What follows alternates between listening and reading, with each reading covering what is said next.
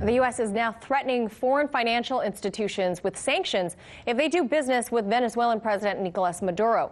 Meantime, the State Department spokesman Robert Palladino attempted to school a room full of reporters on referring to Juan Guaido as the, quote, interim president of Venezuela. Take a listen.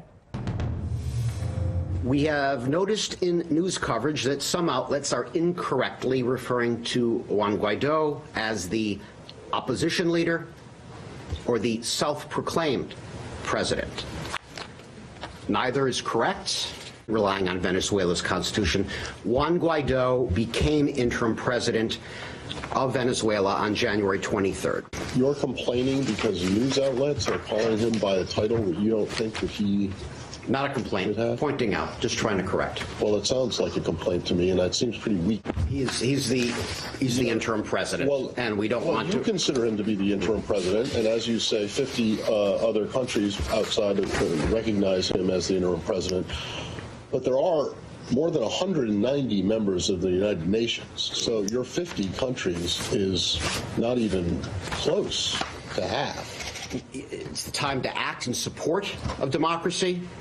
And news coverage of calling him the legitimate leader, the president is going to encourage more countries to recognize. We don't want to feed into the rhetoric of the current dictator. Okay. Now joining us to discuss all of this, investigative journalist Ben Swann. All right, Ben, you saw right there how that all went down. First off, is it Palladino's place to tell reporters, or anyone else for that matter, how to refer to Juan Guaido?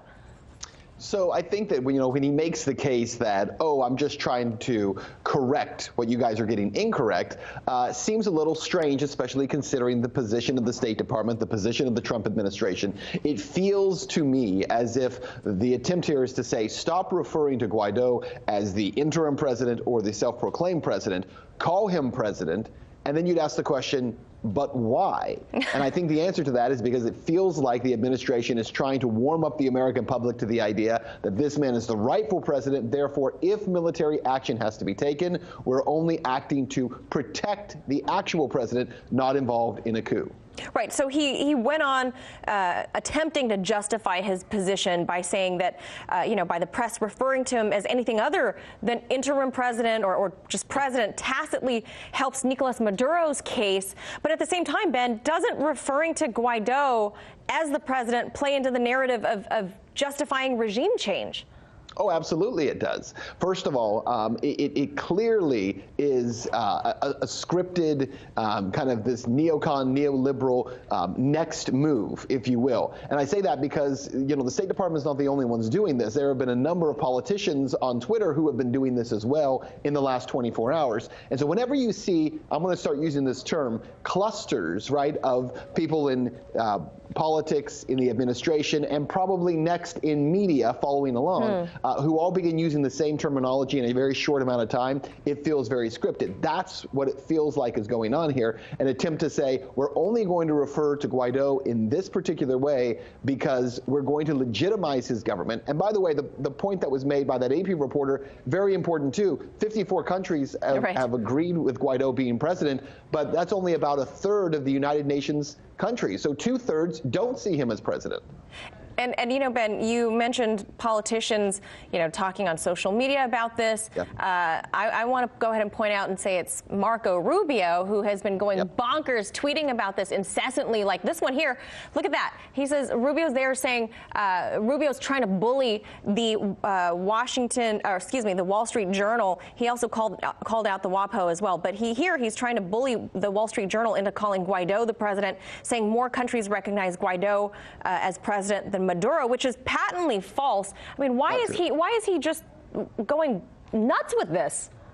Because I think, again, so news viewers in the United States, number one, are very disinterested overall in what the actual numbers of United Nations countries are. And the reason I make that point is simply this. Because people don't know, when you say more countries recognize Guaido as the leader than Maduro, the average American person cannot tell you whether that's true or not, and Right. the average news outlet in the United States is not going to fact check that. You guys fact check it, we fact check it, but most are not going to. And so what happens is you continue to build a narrative. The whole world is behind this guy. The nation of Venezuela is behind this guy. The United States is behind this guy. He is the rightful president, and therefore when the U.S.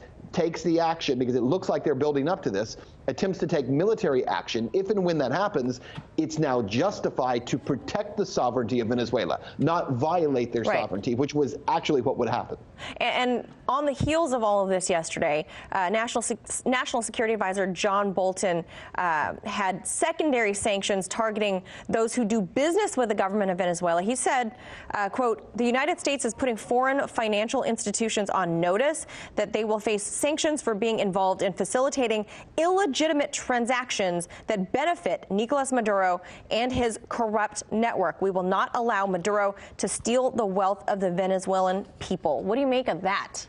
You know, I think it's pretty incredible. And every time I do a story on this, every time I talk about it on social media, I hear from a lot of people who say, but Ben, you just don't understand. We have to do this in order to get rid of Maduro because he's a terrible dictator and he's destroying the lives of the people in this failed socialist experiment. And what's important for people to remember, for folks who are watching, is that what the Trump administration is doing right now, what John Bolton is doing, what Marco Rubio is doing, what President Trump himself is doing, is one of the most blatant attempts at regime change, and really one of the sloppiest that may end up becoming a huge embarrassment for this administration. That's if it doesn't go well. But if it goes well, it also just expands this blueprint of how to overthrow these countries, not for the sake of the people, not for the sake of freedom, but for the sake really of corporate interests. And what's happening right now is absolutely disgraceful. All right, we got to leave it right there, my friend. Thank you, as always, for chiming in on this topic. Ben Swann, thank you. Hey YouTube, thanks for checking out our channel. We hope you enjoyed the video. We have tons of content for you just like this. For more of RT America's one-of-a-kind news and analysis, be sure to subscribe and never stop questioning more.